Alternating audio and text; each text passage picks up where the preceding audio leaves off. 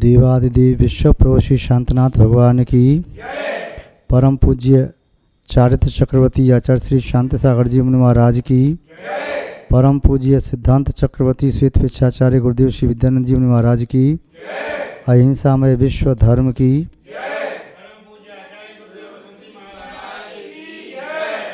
धर्म स्नेही सत श्रद्धालु यहाँ पर उपस्थित आप सभी भव्यवर पुंडरीक पुण्यात्मा महानुभाव, हमारा और आपका जीवन अत्यंत महत्वपूर्ण है। जो चीज़ बहुत मूल्यवान होती है, दुर्लभ होती है, महत्वपूर्ण होती है, उस वस्तु का सम्यक उपयोग कर लेना चाहिए। सामान्य वस्तुएं जीवन में अनेक बार मिलती हैं और अनेक बार बिछुड़ जाती हैं। महत्वपूर्ण वस्तु जीवन में कभी एक बार मिल पाती है। अत्यंत महत्वपूर्ण वस्तु अनेकों जीवन में एक बार मिल पाती है। जो वस्तु जितनी ज़्यादा महत्वपूर्ण होती है, उस वस्तु का अत्यंत सावधानी पूर्वक बुद्धि और विवेक का प्रयोग करते हुए उसका उपयोग करना चाहिए। प्रज्ञ पुरुष वही कहलाते हैं जो सहजोपलब्ध व पुरुषार्थ के द्वारा प्राप्त किसी भी वस्तु का सम्यक उपयोग करना जानते हैं, समय पर उसका उपयोग करना जानते हैं। जीवन महत्वपूर्ण है। इस जीवन को सफल और सार्थक कैसे करें? जीवन में बहुत सारे कार्य करते हैं, जीवन में बहुत कुछ देखते हैं, जीवन में बहुत कुछ सुनते हैं, जीवन में बहुत कुछ सुनाते हैं, किंतु फिर भी कई बार ऐसा लगता है जो करना चाहिए वो नहीं कर पाए, जिसे देखना चाहिए उसे नहीं देख पाए, जिसे सुनना चाहिए उसे नहीं सुन पाए, जो कहना चाहिए था उसे नहीं कह पाए, जिसका ध्यान करना चाहिए उसका ध्यान नहीं कर पाए, जो चिंतन करना चाहिए उसका चिंतन नहीं कर पाए। जीवन के अंत में फिर पश्चाताप शेष रहता है। प्रज्ञ पुरुष, बुद्धिमान, चतुर एवं ज्ञानी जन वह पहले से सावधान रहते हैं, अमुक वस्तु मुझे प्राप्त होने वाली है, अमुक वस्तु का मैं उपयोग इस तरह से करूँगा। और जो प्रज्ञ नहीं होते हैं, जिन्हें अप्रज्ञ कहें, वे अपनी प्रमाद, आलस, मौज मस्ती, विषय पूर्ति, कषाय पोषण इसमें ही संलग्न रहते हैं। न तो समय का सही सदुपयोग कर पाते हैं, न और ना ही वस्तु का। जीवन में महत्वपूर्ण है चार बातें। संभव है इन चार बातों में चार अन्यों का सार किसी श्रावक को मिल जाए। जीवन में महत्वपूर्ण है चार बातें। संभव है इन चार बातों में चारों पुरुषार्थों का फल मिल जाए। जीवन में महत्वपूर्ण है चार बातें। संभव है इन चार बातों के माध्यम से चारों कसायों का शमन किया जा सके। जीवन में महत्वपूर्ण है चार बातें। संभव है चार आराधनाओं का फल इनके द्वारा प्राप्त किया जा सके। कौन सी हैं वे चार महत्वपूर्ण बातें? जिन चार बातों को भारतीय संस्कृति में जो भी महापुरुष, युग पुरुष, संत पुरुष, साधु पुरुष, संत, अरहंत, भगवंत, भदंत आदि के नाम से जाने जाते हैं, उन सभी ने इन चार बातों को किसी न किसी रूप में अवश्य कहा। प्राणी मात्र का हित करने के लिए, कल्याण के लिए ये चार बातें बहुत महत्वपूर्ण हैं। पहली बात है, ग्रस्त जीवन में रहने वाले व्यक्ति को अपनी आजीविका कमाना बहुत आवश्यक है। बिना आजीविका के न तो स्वयं अपने उदर की पूर्ति कर सकता है, बिना आजीविका के न अपने परिवार का भरण पोषण कर सकता है। इसलिए वह व्यक्ति जो अपनी आजीविका कमाने वाला है, आजीविका कमाए। आचार्यों ने आजीविका कमाने के लिए मना नहीं किया। तुम्हें उदर मिला है और तुमने अपने वंश की वृद्धि की है, तो उनके हित का ध्यान रखना तुम्हारा कर्तव्य है। अपने उदर की पूर्ति करना भी कर्तव्य है। यदि उदर में भोजन न गया तो पुनः जीवन न चल सकेगा। किंतु उदर में कैसा भोजन जाए, किस प्रकार का आहार हो, तो वह आहार द्रव्य के माध्यम से लिया जाता है, अर्थ के माध्यम से लिया जाता है। बिना अर्थ के, बिना धन के कोई भी आवश्यकता पूर्ण नहीं हो पाती। चाहे रोटी की आवश्यकता है, चाहे वस्त्रों की आवश्यकता है, चाहे मकान की आवश्यकता है, चाहे सुख अभिलाषा, विलासी जीवन या मध्यम जीवन, हर जीवन में धन की आवश्यकता होती है। वह धन न्यायपूर्वक कमाया हुआ होना चाहिए। जिस धन के साथ विशेषता लगी है कि मैं जीवन में जो भी धन कमाऊंगा अन्यायपूर्वक नहीं कमाऊंगा, न्यायपूर्वक ही मैं धन कमाऊंगा। और न्यायपूर्वक धन जो कमाया जाता है निस्संदेह वो भोगा जाता है, वह नष्ट नहीं होता, वह चोरी नहीं जाता, वह किसी के द्वारा छीना नहीं जाता, वह कलह और संक्लिष्टता का कारण नहीं बनता है। तो जीवन में न्यायपूर्वक धन कमाओ, ईमानदारी पूर्वक कमाओ, क्योंकि ये पेट ईमानदारी के धन से भी भर सकता है। इसकी पूर्ति ईमानदारी के द्रव्य से भी हो सकती है। प्रातःकाल प्रभु परमात्मा से कहो, हे भगवान, आज मैं धन कमाने के लिए जा रहा हूँ, मेरे द्वारा कहीं भी कोई अनीति, अन्याय या अत्याचार न हो। मैं ईमानदारी से अपने पेट को भर सकता हूँ तो बेईमानी क्यों करूँ।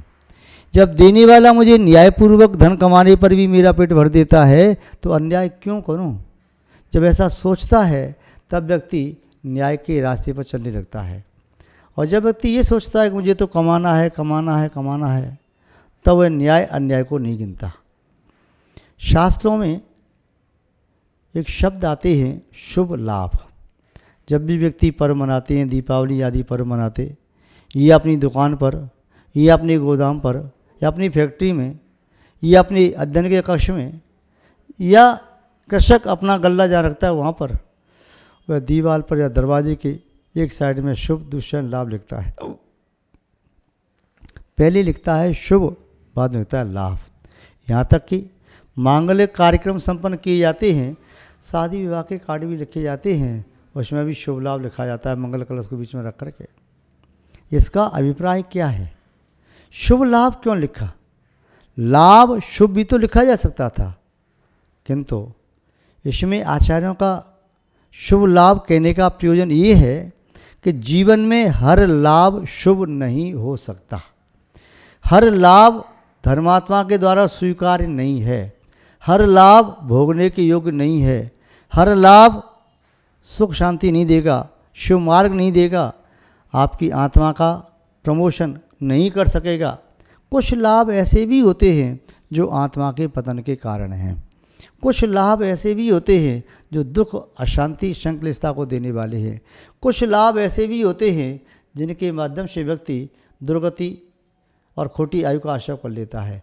कुछ लाभ ऐसे होते हैं जिनके माध्यम से व्यक्ति बहुत सारा पाप कमाता है, प्रचुर मात्रा में पाप की प्रवृत्ति होती चली जाती है। आचार्यों ने कहा अशुभ लाभ कतई ही स्वीकार नहीं है। अशुभ लाभ स्वीकार नहीं है और लाभ को शुभ नहीं माना। प्रत्येक लाभ को शुभ नहीं माना। शुभ किसे माना है? शुभ माना है शुभ को, अशुभ को शुभ नहीं। जब व्यक्ति अपना कोई भी व्यवसाय करता है, व्यवसाय करते समय वह व्यक्ति ईमानदारी से कार्य करता है, चाहे भले ही धन कम कमाए, वह उसकी ईमानदारी, सत्यता, न्यायप्रियता, लोकप्रियता, परोपकार, सहयोग की भावना, सहृदयता, वात्सल्य, मैत्री भाव, इन सभी भावों के साथ आजीविका भी कमाता है तो आजीविका भी उसकी पूजा बन जाती है। वह आजीविका कमाना भी पूजा है। अपने कर्तव्य का निष्ठा के साथ ईमानदारी से पालन कर रहा है तो वह भी उसकी पूजा है, भक्ति है, आराधना है, अर्चना है। और उससे जो भी लाभ हो रहा है वह तो बाद की चीज़ है। पहले लाभ तो हो गया, शुभ हो गया, शुभ ही लाभ है, अशुभ लाभ नहीं है। प्रत्येक लाभ शुभ नहीं होता, वह अशुभ भी हो सकता है। इसलिए आचार्य महोदय ने लिखा कि न्यायपूर्वक, ईमानदारी पूर्वक, सत्य आदि व्रतों का पालन करते हुए, किसी जीव का घात किए बिना वे अपनी आजीविका चलाए। 4 पुरुषार्थ में धर्म को प्रथम रखा, अर्थ को बाद में रखा। धर्म, अर्थ, काम और मोक्ष। वे धर्म के साथ अर्थ का सेवन करे और मोक्ष को ख्याल में रख करके, उद्देश्य में रख करके, ध्यान में रख करके काम पुरुषार्थ का सेवन करे, तब उसके लिए अर्थ और काम दोनों हानिकारक नहीं होंगे। तो पहला वाक्य जीवन में ध्यान रखें, न्यायपूर्वक धन कमाएं, ईमानदारी से अपनी आजीविका चलाएं, सत्य का सहारा लें, अहिंसा, करुणा, दया का सहारा लें। इस प्रकार के कार्य जिस किसी व्यक्ति ने किए, उस व्यक्ति का धन अजर अमर हो गया। यदि उसका राज्य छिन गया और जिसने राज्य का जो उपलब्धि की, राज्य को प्राप्त किया, राज्य का संचालन किया, वह ईमानदारी से, सत्य से, अपने भाग्य से किया, तो छूटा हुआ राज्य भी पुनः मिल जाता है। चाहे भगवान रामचंद्र जी हों और चाहे राजा हरिश्चंद्र जी हों, चाहे और भी कोई बड़े बड़े राजा हों, अपने राज्य को छोड़ा, चाहे श्रीपाल जी हों, अपने राज्य को छोड़ करके उन्होंने दूसरी जगह गमन किया, चाहे पांडवों के पिता, इन्होंने अपने राज्य को दूसरों को दिया, बाद में आकर के मैं ले लूँगा, तो पुनः उन्हें बाद में राज्य अपना मिल गया। कैसे मिल गया? इनका स्वयं का था, स्वयं के पुण्य का था। किसी दूसरे व्यक्ति ने अन्यायपूर्वक राज्य पर कब्जा करना चाहा, किंतु वे राज्य पर कब्जा भी न कर पाए और अपना जीवन भी न बचा सके। इसी तरह कोई व्यक्ति ईमानदारी से 10 रुपये भी कमाता है, उस 10 रुपये में से 9 रुपये 99 पैसे और बल्कि 10 के 10 रुपये वो भोगता है, यानी 1 पैसा भी कोई व्यक्ति उसका दुरुपयोग कर नहीं सकता।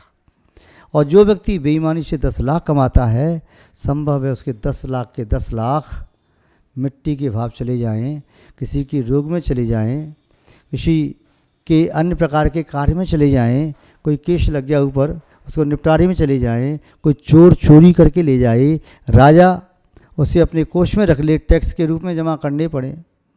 तो जिसका धन सही धन नहीं है, जिसकी आजीविका सही नहीं है, वह उस आजीविका के फल को सुरक्षित नहीं रख सकता। दूसरी बात महत्वपूर्ण है, कमा तो लिया, अब भोग करना है, तो ऐसा नहीं अमर्यादित भोग भोगना प्रारंभ कर दिया जाए। तुमने कमाया है, तुम ये नहीं कह सकते कि इस पैसे को मैं अग्नि लगा करके नष्ट कर दूं, या नोट है तो फाड़ के फेंक दूं।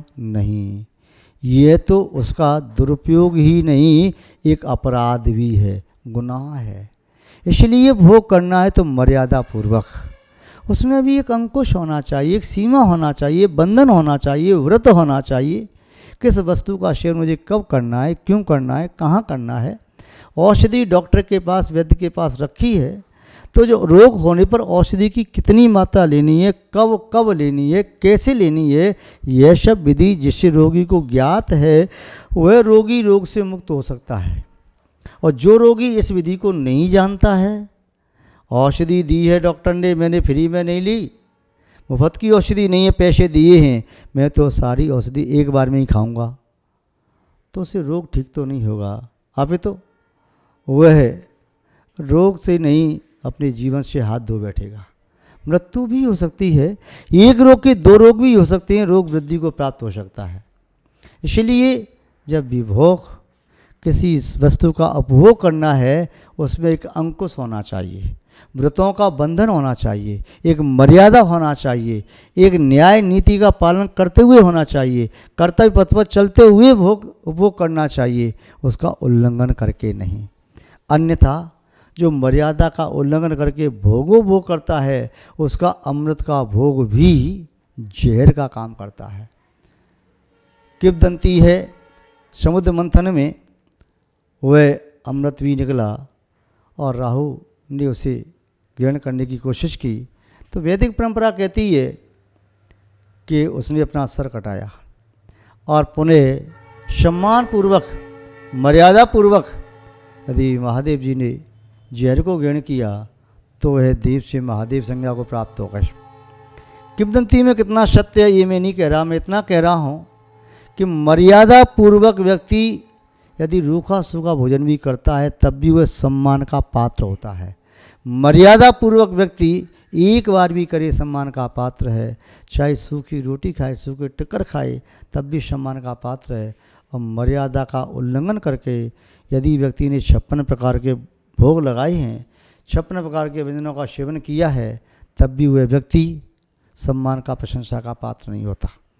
तीसरी बात है, बहुत महत्वपूर्ण बात, वह है उदारतापूर्वक दान देना। जब वह भोग करता है, वो करता है, फिर जो धन कमाया है तो कहता है कि मैंने धन कमाते समय किंचित पाप का आश्रव किया, उस पाप के मल का प्रक्षालन कैसे करूं, इसलिए दान देता है।